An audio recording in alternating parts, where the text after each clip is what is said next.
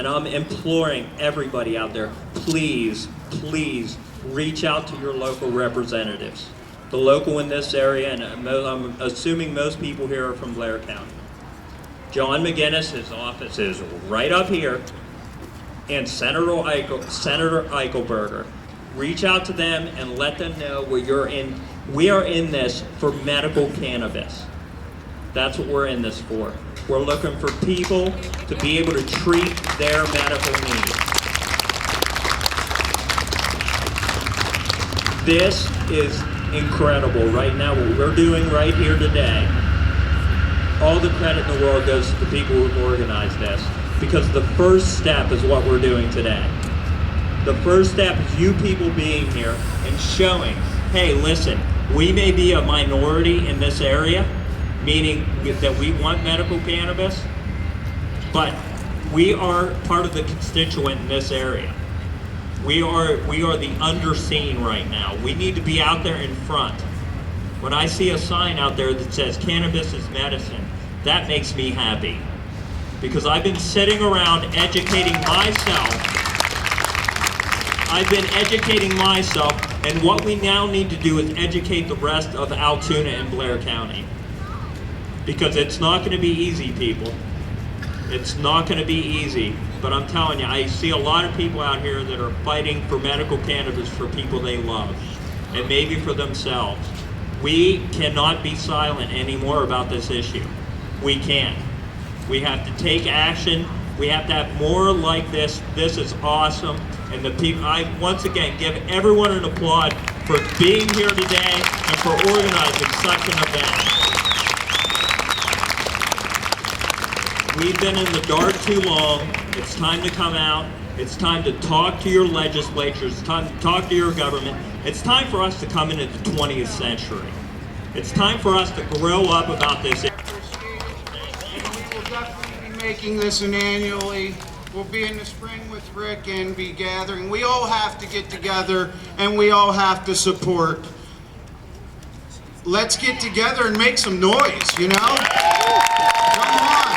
out for a rally. Thank you, Rick, for coming out. I appreciate everything. We wish you the best and we'll be talking to you soon. Thank you, that was awesome.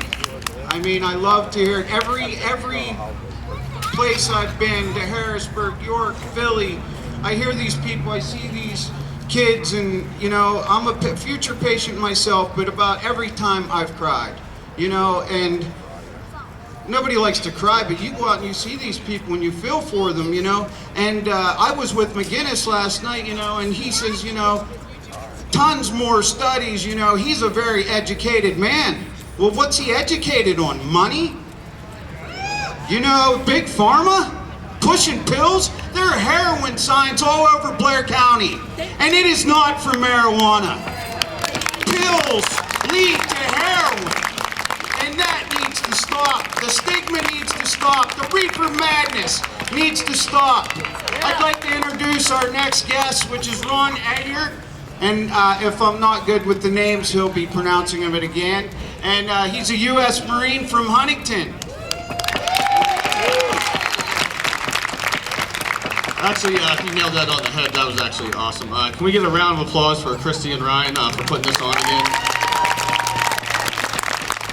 And I'm not going to talk as long as the last speaker there. Rick, he's, you know, has a heck of a story. Christy asked me earlier to speak, and I guess I'm going to speak from the perspective of the veterans. If you'd asked me 5 years ago if I ever would have been speaking at a medical cannabis rally, I would have told you were crazy. You know what I mean? And that's 100% truth. I didn't try cannabis until about 2 to 3 years ago. Got out of the Marines. I was going up here to Penn State, Altoona, actually taking criminal justice. Had a really smart professor named Dr. Arter, who opened my eyes. He was on the Wyoming Drug Task Force, so he said something that was unbelievable. Had this whole drug course, and he was actually for the legalization of marijuana, not just medically, but you know, just complete legalization, because you know the benefits that we see. We have all these problems in our state, you know, an underfunded education system, overcrowded prisons, and one piece of legislation we could take care of that. So that was the first time I had my eyes open, and then I was going to the VA dealing with some issues. I did 3 combat tours throughout my service, So is dealing with those issues.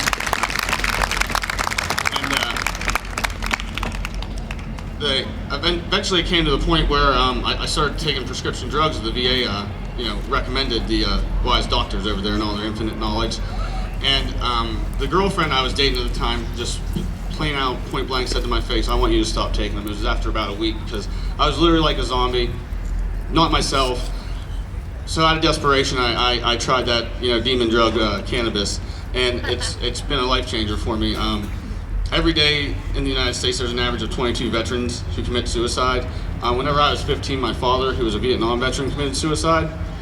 And I like to think that, if we had medical cannabis available, I'm not going to say it's going to save all 22 veterans, but if it saves one, it's worth it in my eyes, you know what I mean? I might start my own.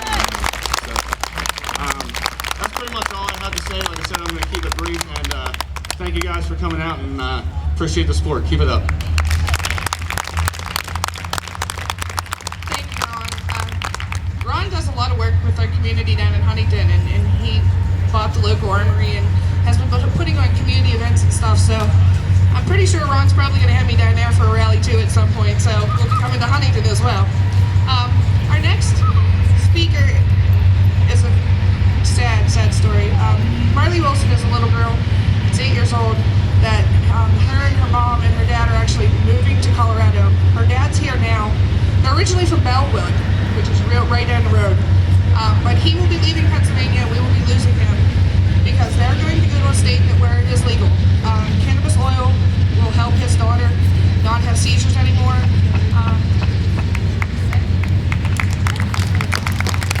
She just has intractable epilepsy, but with pharmaceuticals they couldn't get it under control. So I'm going to let him tell you a little bit more about their story. And can we give him a big round of applause?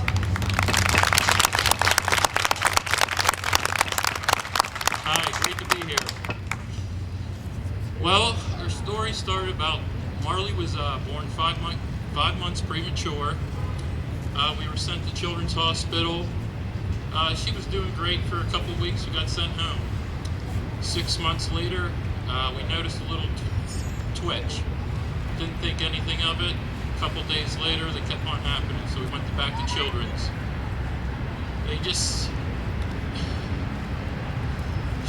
They were discovering her at about having about 15 clinical seizures a day and about 50 non-clinical seizures a day. And any of the medicine they gave her never worked. It only worked for a short period of time. She's on what I think is the demon medicine, phenobarbital, Topamax, and Vimpat. She's on so much phenobarbital, it probably put down a 200-pound man. And she's 22 pounds, 2.5 years old, can't walk, can't talk. So it's been a fight for a couple years. We decided, just doing our research, we decided to take a trip to Colorado in June. Visit the Stanley Brothers, the Realm of Caring, get set up on a study. We got it shipped back to us. We decided, you know what, we're going to try this for our daughter legally, no matter what. Just keep it silent. Let's see what happens. She went seizure-free for the first week, and that was her first week seizure-free in probably about 6 months. It was the second week she had 2 little seizures, and then went 2 months straight without a seizure.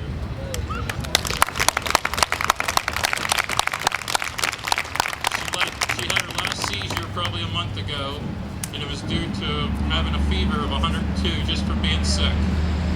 Ever since then, seizure-free. We are cutting back on all her meds on a slow process, but she is taking about half her meds originally and only takes 0.1 milliliters of CBD 3 times a day and has been seizure-free since the second week of September. They say they want research. There is research being done. They want thousands of people to be on these research as patients, but they can only get hundreds. But 75% of patients are receiving seizure reduction. I think that's a hell of a big number not to supply for any state in this country.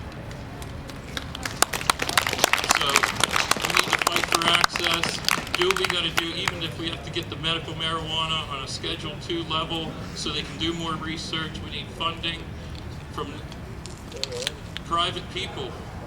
Our doctor out there in Colorado, he needs money to do research. He's traveling to Israel to do his research. Dr. Shackelford. Google Dr. Alan Shackelford. He has plenty of information. Google the Realm of Caring. It's roc.us. Great information for any types of diseases. They're basically, my wife was just at the factory where they make CBD yesterday. They're the most friendly people and willing to help everybody. It's all about quality of life, not money. They're all about helping people. So that's about all I have.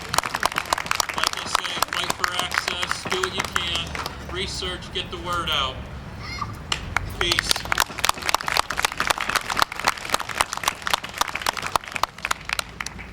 Hey. So I guess that's pretty far away, you know. They were in Bellwood and had to move to Colorado, which, you know, they end up being in a beautiful place. I lived there, Castle Rock. Great family. Love it that they're getting the support that they need, and it sucks. We're here in Pennsylvania and we get crap. You know, by McGinnis, Eichelberger, the no's need to change to yeses. In the next 2 weeks, it's a must. The no's need to go. Yes, we need to change this. And I've asked people. I've went to the hospitals. I went to the vets. You know, Matt Baker in the health committee, Turzak, they will not let anybody have any information. So you go to the hospitals, you ask people. I call up Hollidaysburg Courthouse. Hey, do you have any information on medical marijuana? Well, why not? Well, we just, you know, Prohibition started right here, 1937, Harry Anslinger. Come on, buried in Hollidaysburg, thankfully, but he was a very ignorant man, and as Rick said, you know, they started this with not wanting to use hemp for paper, and to make billions of dollars off our forests they cut down, and to make pills that will make us sick for the rest of our lives. Kill and not cure. Pills kill and not cure.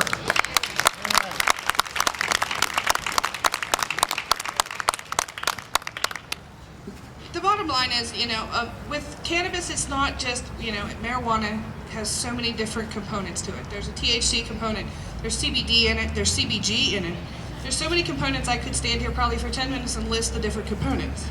Each thing can be used for different ailments. We're not talking about one strain and one condition. We're talking about thousands of strains and thousands of conditions. We're not talking about an end-of-life medicine. We're talking about a quality-of-life medicine. We have families like Jess Hawkins and her daughter Naya from Pittsburgh. After 10 years, she finally tried cannabidiol, which is CBD, from the same place actually that his daughter is going. At 10 years old, she walked and talked for the first time. Jess is just now getting to meet her daughter for the first time. She's finally getting to hear "I love you." She's getting to hear Naya say "I want cereal," or to just walk a few steps. I watched Naya walk up the steps of the Capitol. And the steps of the Capitol for me are even hard, but I watched that little girl take her time and walk up the steps of the Capitol. 2 years ago, she couldn't get out of her wheelchair. CBD can make a real difference in lives. THC can also kill cancer. What a lot of people don't understand is we've been lied to from our government for the last 80 years. There are right now currently studies that are proving that high doses of THC will not only kill the cancer, but make it atropic, which will make it commit suicide. Why are we fighting cancer when we have a medicine that will eradicate it? High THC will kill the mass that's there. High CBD will keep it from metastasizing and going into other parts of your body. The government knows this. The government has a patent on marijuana. 663507 is the patent. 0507. See, he's my numbers guy. I gotta have that because my mind goes. But they have a patent on marijuana that was from 1974 as an antioxidant. Now, any other antioxidant that we have in the United States, you can buy that at the drugstore, over the counter. You don't need a prescription. If they have a patent for it as an antioxidant, why are we still waiting? We have patients dying. We have patients with Dravet syndrome that are getting worse. Every seizure is another step closer to a wheelchair for a child that is running around today playing. It's not just an end-of-stage medicine. It is a quality of life medicine. Quality of lives like the next lady that I'm going to introduce for her son and for herself as well. Let me introduce to you Bobby Eakin.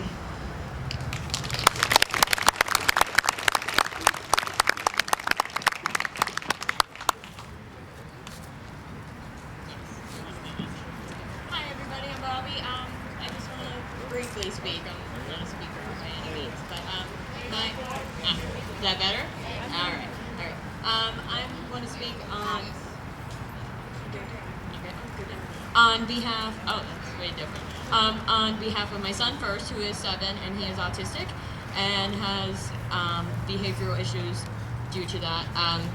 I refuse to medicate him with prescription medications because I don't want to sedate him or have him walk around like a zombie. So we just kind of deal with it on a day-to-day basis until this goes through. That's all I really can say on that. I use it for myself for other reasons. I don't go to a doctor necessarily, so I'm not going to speak on like specific diagnoses. And 2, I have 2 very close family members that are heroin addicts that I believe, I'm gonna get emotional. Yeah, she's gonna help me here because I'm gonna get upset about it. Okay, she's gonna cry, but I can tell you real quick.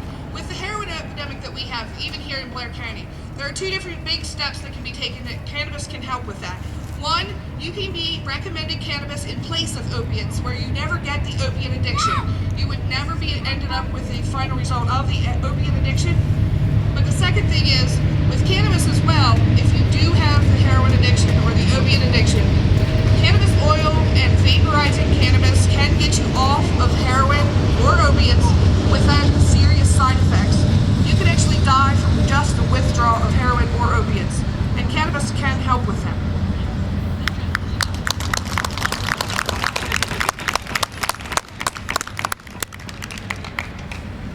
And now I'm going to give it back to Brian for a couple minutes. First rally, had to do it. Been wanting to do it all year.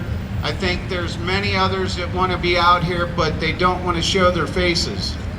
They don't want to talk to their representatives. When my mother passed of cancer, I had to get out. I started going to all the rallies, started making myself known, met all these wonderful people that had answers. I didn't have no answers. My mom was dying. We were laying there, you know, for 18 years she battled cancer. She had to not eat food or drink for 18 years. She had a peg tube, and they fed her Boost Plus. She lived on a Boost Plus for 18 years, and just crazy. She never took pain medication to the very end, and they pushed morphine on her, which almost killed her at the end. We wanted a quality of life. And they come in and they push all these hard pills on you and all these other medicines that knock you out. We want a quality of life. Our loved ones want a quality of life to be there till their dying days. They want to spend it with their loved ones, not laying there in the bed, you know, not with their eyes open. I'm a little nervous, you know. My speech went to heck. We put this together in 12 days to get people together because it's needed. You know, I joined with Christy and Billet, Safe Access, Pennsylvanians for Safe Access, to bring it here in Blair County where they are all no's. So within the next 2 weeks, I pray that we get out there and call. We didn't have a schedule for this. This was crazy. It is, but I am grateful to see each and every one of you out there and to spread the word, to make a phone call, to please do it, because most people don't. You know, I've had some veterinarians say they would do some things, or some doctors and whatnot. I understand they're busy. And then it's election year. Nobody wants to come out. Everybody's hiding. Of course, McGinnis said he wouldn't be here because he didn't want to give anybody the wrong idea. Well, you know, my name is Ryan Hollingsworth, and I'm an advocate and also a patient. I have PTSD. My father was killed on the highway in '96 by a kid who got away with everything. I didn't understand anything, messed my mind up. They put me on Xanax. I got a neuropathy, nerve disease. I can spell it for you, but it's necrobiosis lipodica, whatever. But you can look it up, whatever. But they haven't had a cure for it in 100 years. And it's very painful. It's on my legs, you know, and it don't go away. And I think there's a cure for it. Medical cannabis oil. It has come and helped so many. I mean, there is no more excuses for studies. Okay, if you're so educated, come down here and educate me, McGinnis. It makes me mad. It really does. And that's what gets us advocate together. The Canna family. We've been traveling across, and you know what? This is the first one that I've been to, I think, with over more than 50 people. You know, without Sublime. I missed a few, and there was some things, but we went to all the meetings, you know, with Matt Baker and the Health Committee. They paid doctors. Well, they didn't come in and lie for free, I'm sure, you know, but they come in and talked about K2 spice as marijuana or cannabis, you know, and lied about it. I asked the doctors to stick around after the meeting and talk to me about it. Well, guess what? They hightailed it out of there quick. And Matt Baker lies. He's paid by Big Pharma, you know, and they have been for 88 years. You know, their best interest is not helping Americans. And we need to change that. And marijuana, medical marijuana is our first step right now, fighting for it. So step up, get out, spread the word, do what you can. We did this all by Facebook. Didn't have one flyer out 12 days. I was scared. I didn't know where it was going. I joined with Christy. Don't worry, she's done it before. She speaks, you know, she gets out there. We got some good people coming, you know. To hear the story of Marley Wilson today in Colorado, you know, I seen pictures and posted over yesterday. She would have a great time at CBW, Botanicals, excuse me, you know, drawing on the CBD board. She's going to be a scientist, you know, she's doing great, and that's awesome, you know. Some great speakers. I want to speak some more. We're going to get some music going and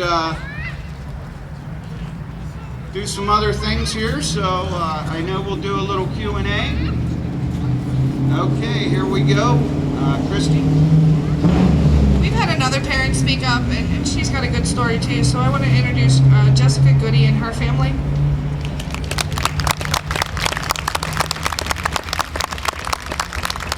Hi, everyone. Okay. Well, you know why we're here too. Running out of resources. This is our daughter, Nicole. She's been fighting seizures since she's been a baby. She's on 4 different kind of medications. She just had a venous implanted 3 months ago, and it's not working. She's still having 6 to 7 seizures a day. And we're running out of hope here. We need to pass this, get it out there. Got to do something.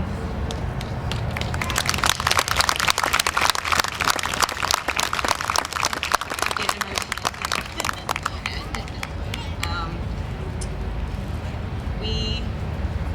This is our first rally. Never went to one. I've been reading about it. Cannabis, the oil, how to help the kids. They're our life.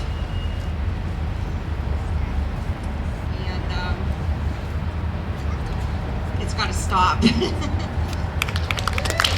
you.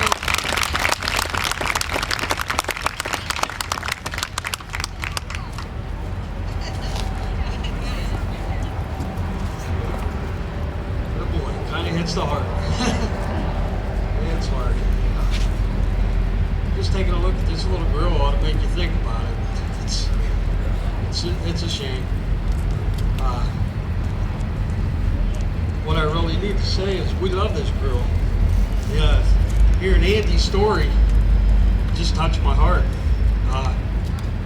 Just to see this girl get up and walk and talk and do the things that she's doing would be a blessing. So reach out, everybody. Help us. Thank you. You know, it's families like this that is the bottom line. I got into this as a patient advocate and started working with some great groups like Campaign for Compassion and Keystone Cannabis Coalition. And I ended up branching off and doing my own thing because I wanted to take it a little bit farther. I wanted to go to Harrisburg and call out representatives, and I didn't want the groups that I was associated with to take any of the negative wrath for it. So in May, we went and delivered a petition with 2,300 signatures to the Republican side of the House and the Senate. It had already passed the Senate at this point. But a lot of you probably don't realize is we've passed medical cannabis twice already in Pennsylvania. We've put it through the Senate twice. Last year we passed Senate Bill 1182 at the end of the season. This year, in the beginning of spring, we passed Senate Bill 3, and we have that legislation currently in the Rules Committee. We have a bill here in Pennsylvania that will pass, hopefully within the next 2 or 3 months, because they're chiseling out the fine details. They're fighting over number of dispensaries, they're fighting over number of growers, they're fighting over all the little details that are, I'm sure, important to legislators. But to little girls like that, to little girls like Marley, to little boys like Monroe, who've got time to wait? Another day could put them farther into another seizure that they may not wake up from. There was a little girl in Huntington that passed away of leukemia. It's a really sad story that, you know, if she would have had access to cannabis oil, she still may have passed, but she wouldn't have suffered near as much as what she did before she passed. This is a quality of life thing. This is not, like Rick said, this is not about Cheech and Chong. Although properties of smoking cannabis, you know, you can obviously feel the effects. You can titrate whenever you feel that you are no longer in pain. You can stop smoking. That is one thing that is an upside to smoking of cannabis. But even WTAJ last night, you know, when they first came into the Let's Show for the Medical Cannabis Rally for Altoona, they showed bong hits and people smoking. Does it look like we're doing bong hits and smoking? We're here for families, you know, all families. We're here to fight for people like each one of you. You know, the bill that is probably going to pass only allows for vaporization. And a lot of people don't even know what vaporization is. Vaporization is whenever you take either oil or dry herb, which is bud, and you put it in a vaporizer pen, or you put it in a vaporizer that's like tabletop. One that's commonly used is called a vaporizer Volcano. It's very expensive, but what they do is they vaporize by baking it, basically. They vaporize all the cannabinoids and the THC out of the bud into a big giant balloon bag, and then the patient titrates the vapors in out of the bag, and that is how they get their dosage of medicine. That is one way they can get it. There are literally probably a dozen ways you can take cannabis. Again, they want us to believe everybody's doing bong hits and smoking. That's not the case. You can take it with coconut oil infusions in canna caps. You can take it in pill form that's the crushed crystals into an actual pill that they're doing in Colorado. You can take it in tincture form that has an alcohol base to it. You can take it as a suppository if you have colon cancer or colitis or Crohn's, and has been actually known to cause remission in such programs. There's topicals you can have if you have muscle pain. There's topical tinctures and topical oils that you can use as like a muscle rub, and it helps your muscles relax, and just naturally, because it's a plant, would not have any harmful side effects like the rest of the pharmaceuticals. That's what a lot of people don't understand, and that's why we're here. We are Pennsylvanians for safe access. That means every single one of you are Pennsylvanians for safe access. We don't discriminate. We're all here to work together, and that is what we have to do. We have to look out for each other. The people with PTSD, our veterans, our sick kids, our Dravet kids, our epileptic kids. There are so many people that can benefit. A little while later on, I have a list of conditions. And whenever I read a list of conditions, I want everybody to raise their hand that has that condition. I bet by the time we're done, everybody's hand will be up, or somebody that they know will be very greatly affected by it. We're here to break that stigma. It's not about Cheech and Chong. It's not about getting high. It's about getting healthy. We need to be able to, yes, we need to fight for that. We need to be able to get healthy. You know, we go and we get these pills from our doctors, and I'm not here to slam doctors because I think there's a lot of really smart physicians in the state. Physicians like Dr. Mueller that's been to the Capitol with us several times and explained about the inner endocannabinoid system that's naturally in your body. Do you know why THC stays in your system for 28 days after you use it? Anybody? Anybody? It's because your body actually needs it to survive.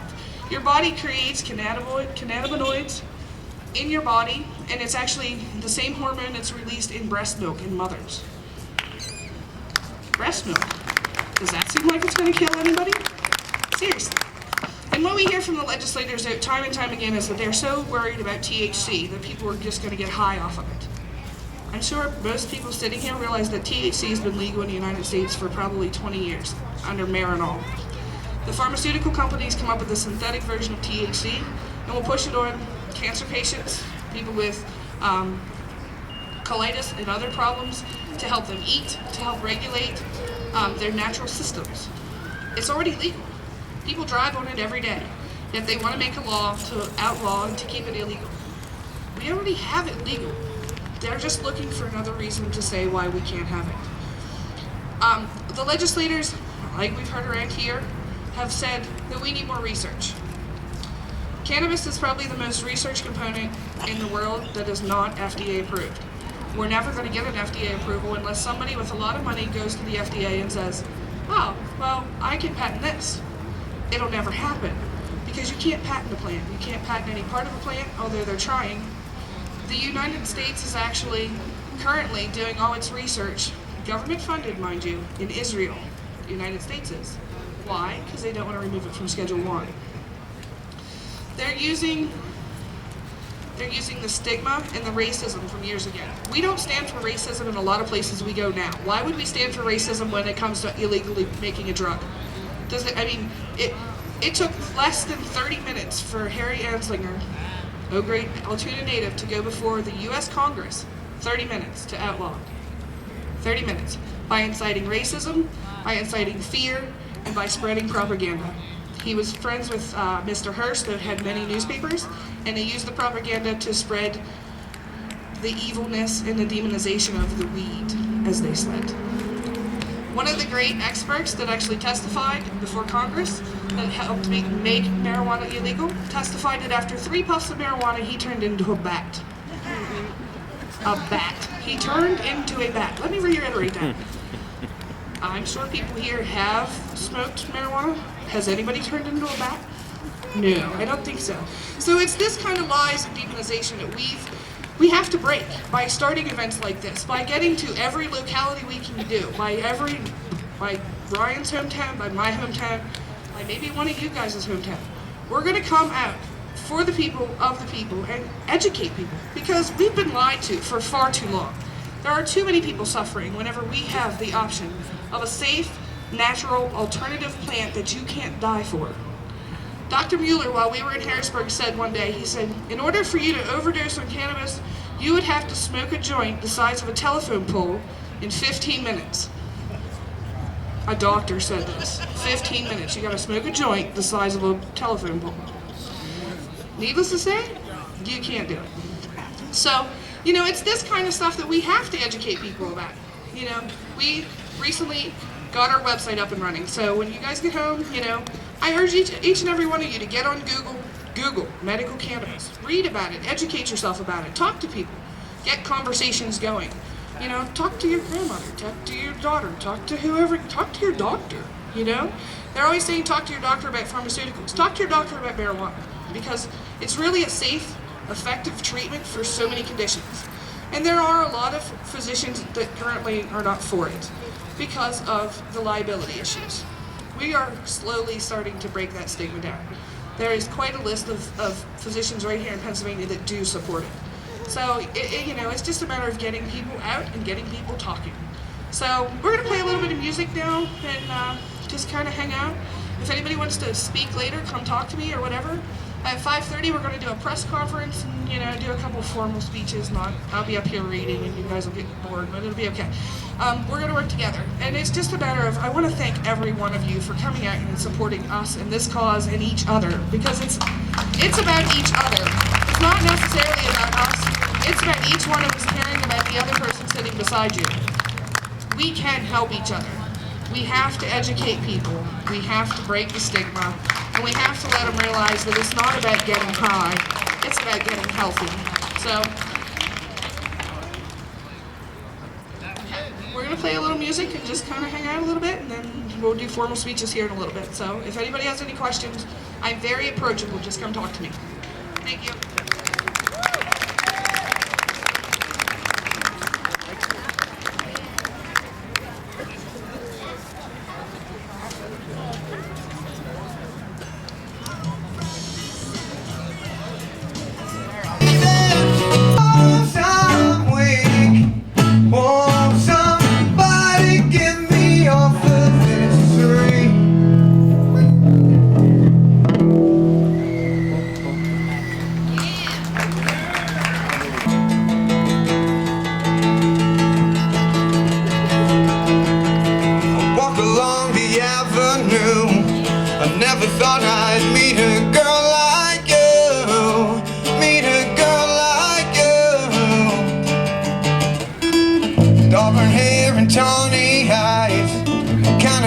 Hypnotize me through, hypnotize me through.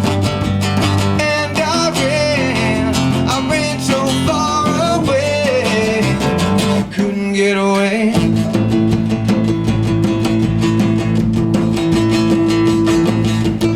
A cloud of beers above your head, a beam of light comes shining down on you, shining down on you. Still, the aurora borealis comes in view. The aurora comes in view. And I ran so far away. I just I ran all night and day. Couldn't get away.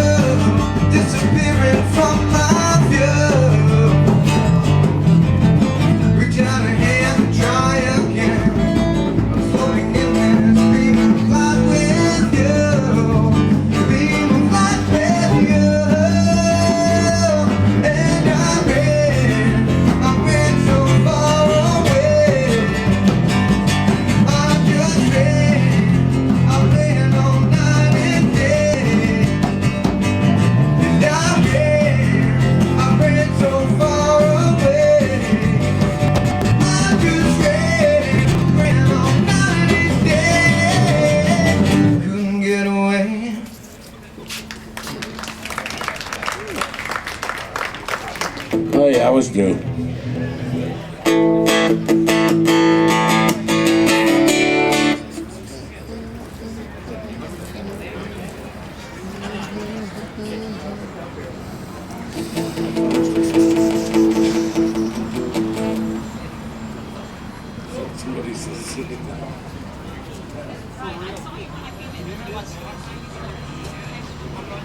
Out of a rock cup of Joe, and you could look deep into my eyes like I was a supermodel. Yeah, that was the one. That's the one right there. What do you think, guys? Think we should? Oh, somebody already wrote that. Never mind.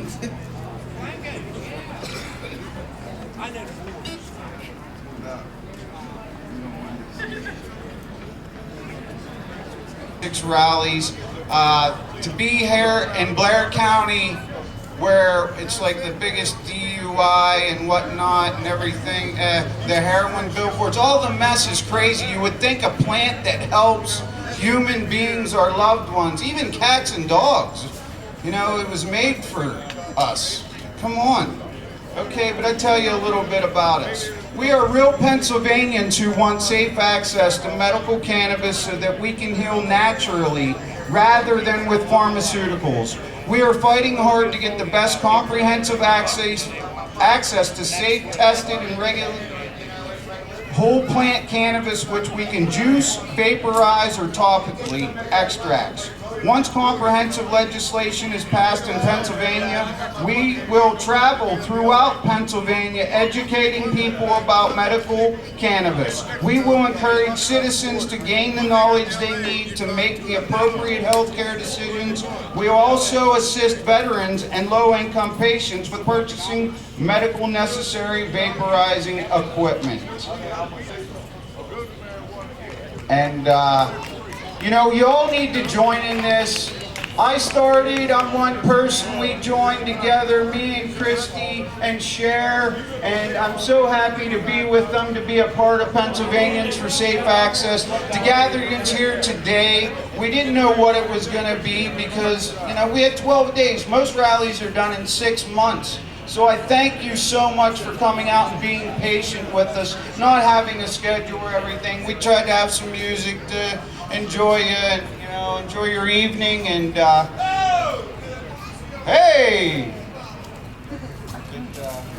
We're gonna get ready to do some speaking here shortly, so hang on there a minute. William Randolph Hearst, owner of a huge chain of newspapers.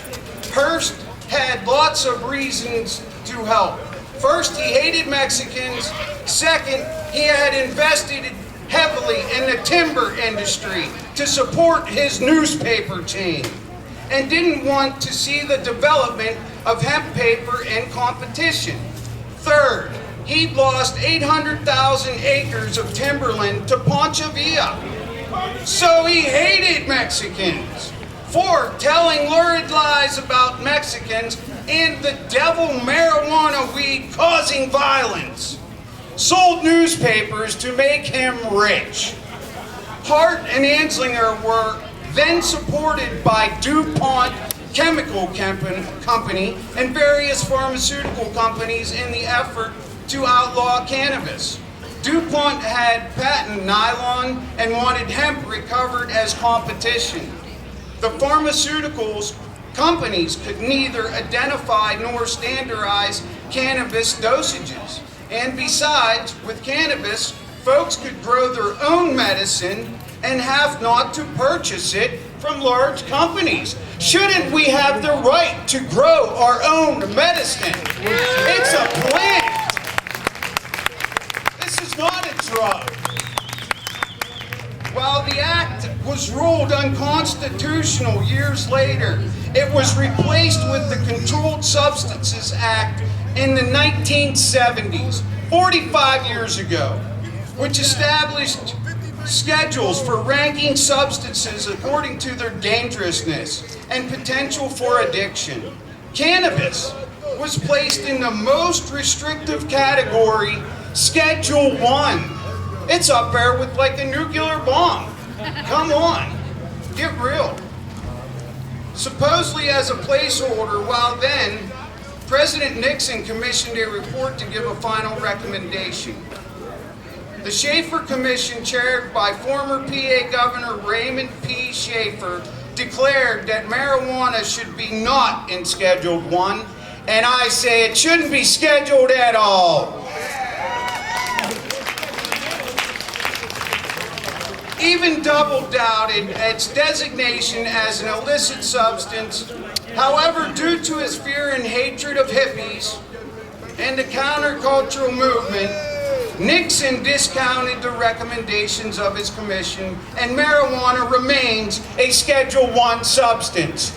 That's why we must call our representatives and change this now for our loved ones.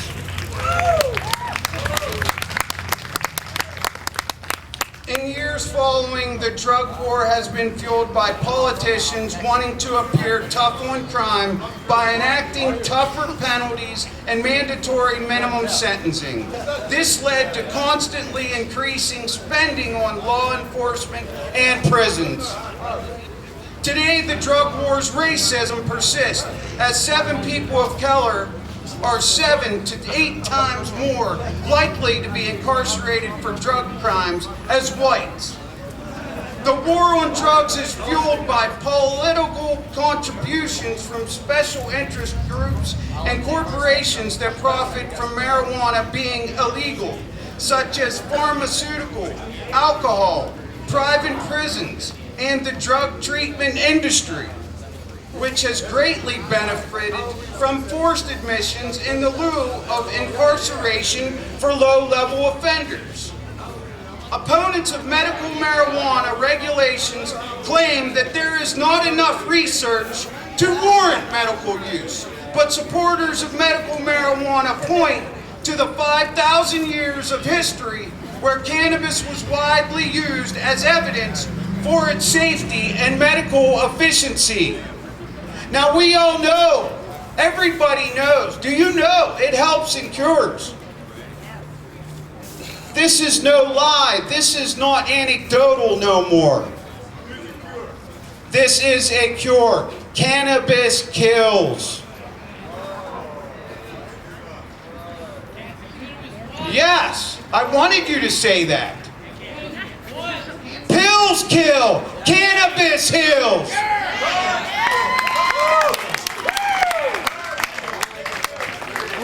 Thank you.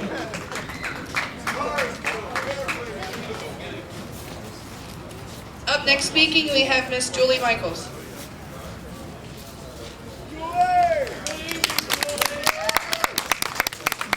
Good afternoon, everyone. My name is Julie Michaels. I'm here today representing Campaign for Compassion. I'd like to thank Pennsylvania for Safe Access for holding this for us today and inviting me here to share my story. I'm a teacher. I'm a conservative Republican. I know that's going to shock some of you. Thank you. I'm a mother, and yes, I'm an advocate for medical cannabis. Our daughter Sydney was born perfectly healthy. On December 31st of 2009, during a bath, she suddenly began to have a violent tonic-clonic seizure. This is something that we would more commonly call a grand mal seizure. As we waited for an ambulance, we watched as her entire body turned blue. We were crying and screaming, convinced that our 3-month-old daughter was about to die. This seizure lasted for well over 20 minutes. When we arrived at the hospital, they assured us that there was no way the seizure was that long and it was probably a one-time event. They were wrong. Within a few days of that first seizure, Sydney began to have tonic-clonic seizures frequently. At first, it was every few days, but it quickly built up to where she was having multiple, long, generalized tonic-clonic seizures daily. Then her seizures began to change. By the time she turned 1, she was experiencing pretty much every medically described seizure type. But aside from the tonic-clonic plaguing her, her myoclonic clusters of seizures are her worst enemy. When these clustered myoclonics begin, she'll experience a seizure every 2 to 5 seconds, and this cluster can last for hours. There are days when she's seizing all day long. Keppra was started with the second seizure, but it was only our first drug of many to try. Rarely was an ineffective medication stopped before adding a new one in. At one point, our young baby was on 5 different anti-epileptic drugs. Every drug had a slew of side effects that went with it. By 7 months of age, we watched our daughter begin to regress. She lost the skills of sitting up, rolling over, holding her head up, and even smiling. Her daily seizures continued, and we would have anywhere between 1 to 2 emergency room visits every week for seizures that her Valium couldn't stop. As we began to understand what triggered Sydney's seizures, we tried to avoid those situations. The problem was just about everything triggered seizures in Sydney. Sounds, lights, temperature changes, heat, wind, going to the potty, a stranger talking to her, illness, fevers, but taking a bath seemed to be worst. We could not bath our child without an emergency room visit. Because of Sydney's seizures, we could barely leave the house with her. We had to put dark wood blinds in all of our windows. We had to put whole house air in so Sydney could tolerate the warmer months. At 11 months old, answers were found as to why Sydney was having such severe seizures. Sydney was diagnosed with Dravet syndrome, which is caused by a genetic mutation. As we researched Dravet syndrome, we learned that the severity, the frequency, and the length of Sydney's seizures were common for the condition. Rarely, medication controls their seizures. She will never outgrow Dravet. There's no cure, and the mortality rate is high. In short, Dravet syndrome is one of the most catastrophic forms of epilepsy that exists.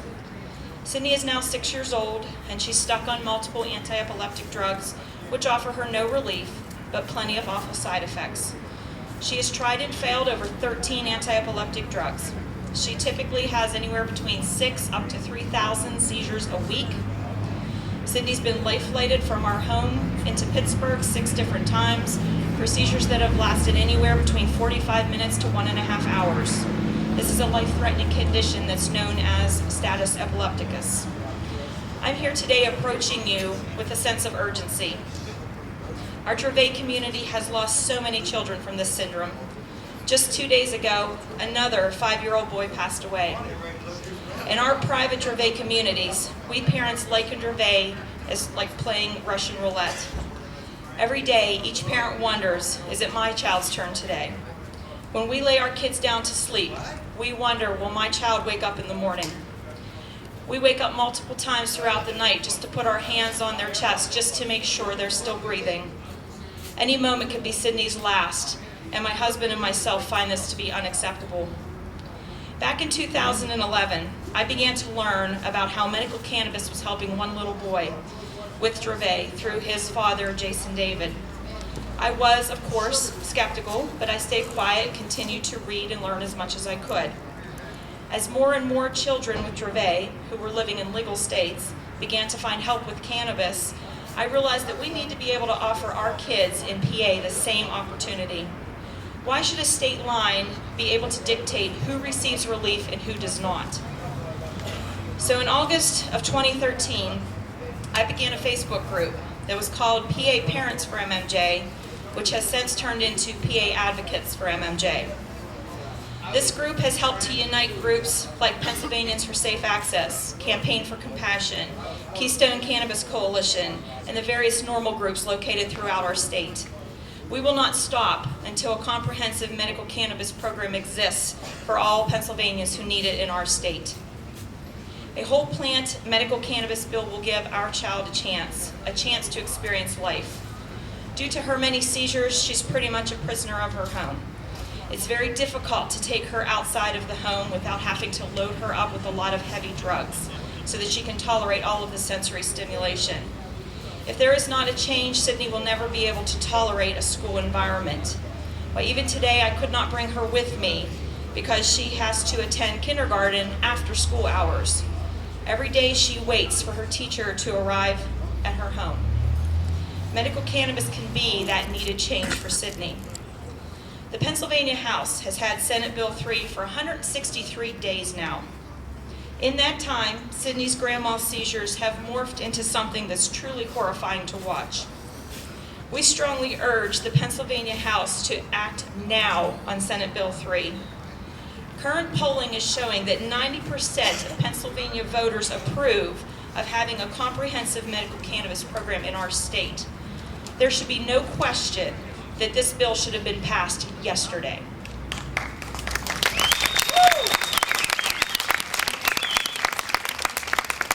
I am urging all PA residents to reach out to your local legislators and tell them we need a good whole plant medical cannabis bill now. If somebody had told me 4 years ago I'd be standing here before you fighting to legalize medical cannabis, I'd have told them they were crazy. But circumstances and education can change a person. And I've changed my position on cannabis because I've researched and learned about it. That's all I'm asking our legislators to do. Disease doesn't know a party line. Meet with these folks, hear our stories, become educated on this topic. In closing, I would like to ask each legislator who's holding our bill up, What if this was your child? Would we still be waiting right now? Nope. Thank you. Nope.